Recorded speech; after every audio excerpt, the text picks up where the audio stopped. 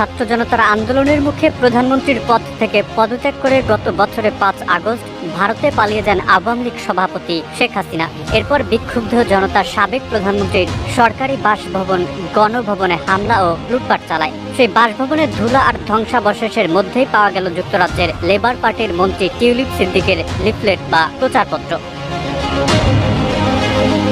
বাংলাদেশের ক্ষমতাচ্যুত প্রধানমন্ত্রী ও আওয়ামী লীগ সভাপতি শেখ হাসিনার বোন শেখ রেহানার মেয়ে টিউলিপ সিদ্দিক, ব্রিটেনের লেবার পার্টির সদস্য Tulip Siddiq economic secretary to the treasury and city minister হিসেবে দায়িত্ব পালন করছেন। তার কাজ যুক্তরাজ্যের অর্থবাজারের ভেতরে দুর্নীতি সামলানো। অথচ এবার টিউলিপের বিরুদ্ধে হাসিনা সরকারের দুর্নীতি থেকে সুবিধা নেওয়ার অভিযোগ উঠেছে।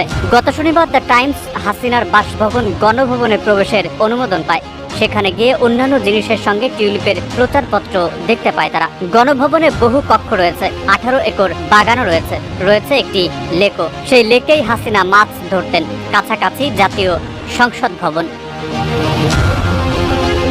হাসিনার পতনের পর বিক্ষুব্ধ জনতা গণভবনে লুটপাট চালায়। তারা বিভিন্ন ফার্নিচার, অর্থ, ফ্রিজ, শাড়ি, গয়না, দামি মাছ মাংস নিয়ে যায়। এরপরও অনেক জিনিস ধুলা ধ্বংসাবশেষের মধ্যেই সেখানে পড়ে রয়েছে। কিছু জিনিস ফেরত এসেছে এবং সেগুলো একটি আলাদা ঘরে রাখা আছে।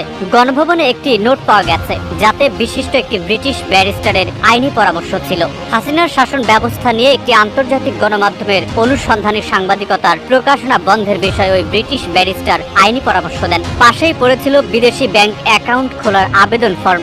গণভবনে একটি সিঁড়ির উপরের অংশে টিউলিপ সম্পর্কিত কিছু জিনিসপত্র পাওয়া যায়। এর মধ্যে একটি ছিল ধন্যবাদপত্র। হ্যাম্পস্টেড ও কিলবার্নের এমপি নির্বাচিত হওয়ার পর তিনি স্থানীয় লেবার পার্টির সদস্যদের উদ্দেশ্যে ওই ধন্যবাদপত্র পাঠিয়েছিলেন। আরেকটি ছিল টিউলিপের 2022 সালের বার্ষিক প্রতিবেদন, যেখানে তিনি জীবনযাত্রার ব্যয় সংকটের শিকার মানুষের সাহায্যের বিষয়টি তুলে ধরেন। টিউলিপ এর আগে বারবার তার খালার শাসন থেকে নিজেকে আলাদা প্রমাণের চেষ্টা করেছেন। 2017 সালে তিনি বলেছিলেন তারা কখনোই রাজনীতি নিয়ে আলোচনা করেননি। হাসিনার শাসনামলে বাংলাদেশের এক ব্যারিস্টার গুম হওয়ার বিষয়ে ওই বছর টিউলিপকে প্রশ্ন করেছিলেন এক ব্রিটিশ সাংবাদিক। এতে ক্ষেপে গিয়ে তিনি ওই অন্তঃসত্ত্বার সাংবাদিককে হুমকি দেন এবং পুলিশে অভিযোগও করেন। সম্প্রতি ফ্ল্যাট বিতর্কেও নাম এসেছে টিউলিপের। যুক্তরাজ্যের একাধিক ফ্ল্যাট নিয়ে তিনি বা তার পরিবার হাসিনার রাজনৈতিক ঘনিষ্ঠদের কাছ থেকে পাওয়ার বিষয়টিও সামনে এসেছে।